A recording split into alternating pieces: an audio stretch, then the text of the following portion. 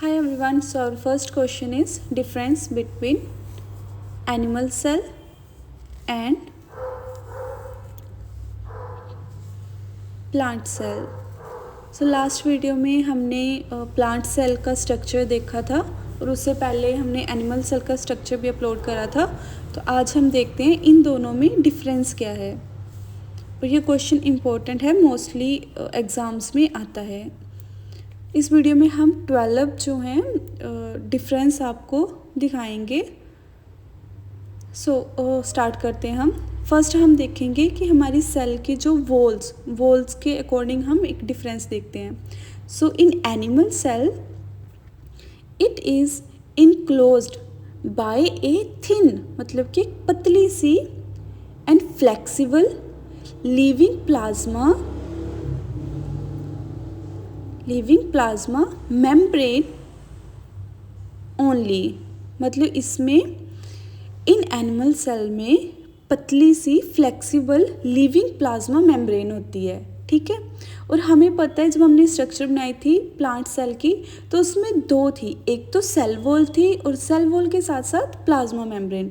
So in plant cell it is enclosed by a thick rigid dead cell wall in addition to plasma membrane, ठीक है। अभी हमारा second difference है animal cell has no cellulose wall, ठीक है, क्योंकि इसमें सेल वॉल ही नहीं है तो इसमें सेलुलोज वॉल नहीं होती। And then in plant cell, so cell wall of plant cell made by cellulose. जो सेल वॉल होती है ना प्लांट सेल की बाहर, प्लाज्मा मेम्ब्रेन के बाहर, वो बनी होती है सेलुलोज से। अब हमारा थर्ड डिफरेंस, ठीक है, in animal cell it has many small temporary vacuoles, मतलब कि छोटे छोटे से वैक्यूल्स होते हैं और वो टेम्परेरी होते हैं। आपने स्ट्रक्चर में देखा होगा temporary vacuoles.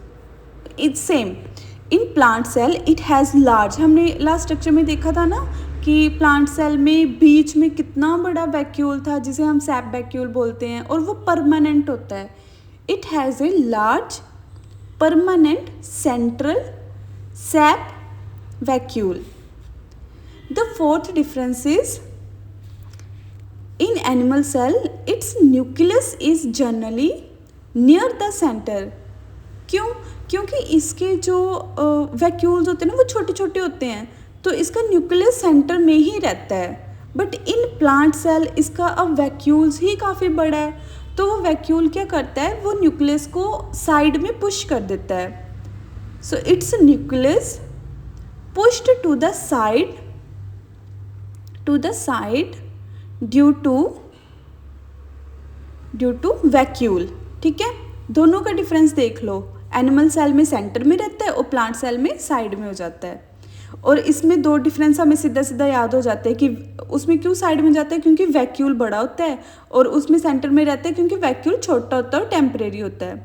So 5 difference. In animal cell chloroplast is absent, we all know that, ठीक है, कि क्लोरोप्लास्ट एनिमल सेल में होता ही नहीं है। और हमें पता है कि in plant cell chloroplast is present. ये भी बहुत सिंपल डिफरेंस है, क्लोरोप्लास्ट सिर्फ प्लांट सेल में ही होता है, तो अगर उसमें है तो एनिमल सेल में नहीं है, तो ये भी एक अच्छा डिफरेंस बन जाता है। हमारे 5 पॉइंट्स हो गए हैं, ठीक है। सबसे पहले हमने मेम्ब्रेन्स के ऊपर बोल दिया, फिर उसके बाद अब सेल वॉल उसमें थी तो सेल वॉल किससे बनी है, सेलुलोज से बनी है, ठीक है। हमने ये बोल दिया उसमें कि उसमें सेल वॉल जो है वो सेलुलोज से बनी है और दूसरे एनिमल सेल में तो है ही नहीं। फिर उसके बाद हमने वैक्यूल्स के ऊपर बोल दिया क्योंकि उसमें छोटे छोटे वैक्यूल्स एनिमल सेल में और प्लांट सेल में बड़े हैं, ठीक है। 6th पॉइंट अब हमारा, animal cell can not do photosynthesis, we all know, ठीक है। प्लांट सेल ही फोटोसिंथेसिस करते हैं, एनिमल सेल फोटोसिंथेसिस नहीं करते। So 6th point is animal cell can not do photosynthesis and plant cell can do photosynthesis. Next 7th point, अब animal cell हमने first उसमें देखा था ना, एनिमल सेल इनक्लोज बाय, उसकी cell plasma membrane enclose by thin and flexible, ठीक है, पतली होती है और फ्लेक्सिबल होती है। So its shape is, it has irregular और राउंड शेप, मतलब वो जो एनिमल सेल है वो अपनी शेप को चेंज भी कर लेता है। बट जो प्लांट सेल है, ठीक है, इसकी एक फिक्स ही शेप होती है। Plant cell has fix rectangular shape, ठीक है, इस क्योंकि हमने इसका वो पढ़ा था, रिजिड होता है। और then now 8th point, in animal cell plastid absent, ठीक है, एनिमल सेल में प्लास्टिड नहीं होता और in plant cell plastid present. In plant cell plastids present, ठीक है, 8 पॉइंट हो गए। Now we are going on 9th point, the animals the cell store food as, sorry, this animal, the animal cell store food as glycogen। हमारी body भी जो है वो food को स्टोर करती है as a glycogen. Animal cell store food as glycogen and plant cell store food as starch. हमें पता है कि हमें पेड़ों से स्टार्च मिलता है, ठीक है। Animal cell store food as glycogen, plant cell store food as starch. Now 10th point, in animal cell cytoplasm, cytoplasm किसको हम बोलते हैं, जिसमें वो सारी ऑर्गेनेलीज होती हैं ना, माइटोकॉन्ड्रिया, रफ एंडोप्लाज्मिक न्यूक्लियस वगैरह, ये सारे। In animal cell cytoplasm always divide by furrowing, ठीक है, and in plant cell cytoplasm usually divides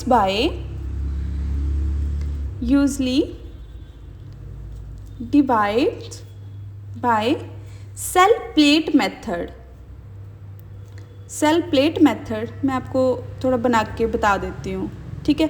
फुरोइंग मतलब कि साइटोप्लाज्म कैसे होता है, यहाँ पे छोटा सा बना देती हूँ, नेक्स्ट वीडियो में जब हम बनाएंगे ना कभी तो फिर प्रॉपर्ली एक्सप्लेन करेंगे, ठीक है। मतलब कि बाहर से जो लेयर्स हैं ना, मेम्ब्रेन्स हैं, बाहर से ही वो अंदर को जाके फिर उसके बाद वो डिवाइड्स होती हैं।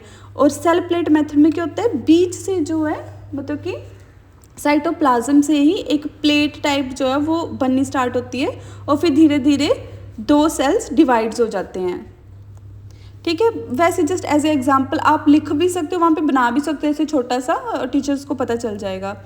Then 11th point, animal cell usually smaller in size, ठीक है। जो एनिमल सेल होता है ना वो प्लांट सेल से छोटे साइज का होता है।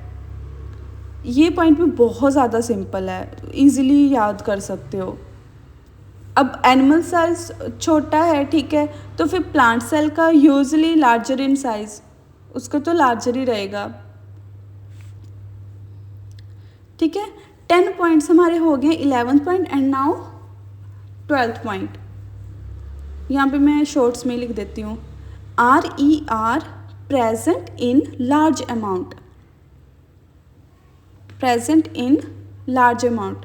जब आप स्ट्रक्चर देखोगे ना एनिमल सेल और प्लांट सेल की, वहाँ पे आपको पता चल जाएगा, उसमें बहुत अच्छे से सामने में तो दिखता है ये RER present in large amount. अगर उसमें लार्ज है तो ऑब्वियसली उसमें कम होएगा। RER present in small amount. RER को मैं बता देती हूँ, क्या मैंने शॉर्ट फॉर्म लिखा हुआ है इसका, ऊपर लिख देती हूँ, ठीक है। RER मतलब rough endoplasmic reticulum, rough endoplasmic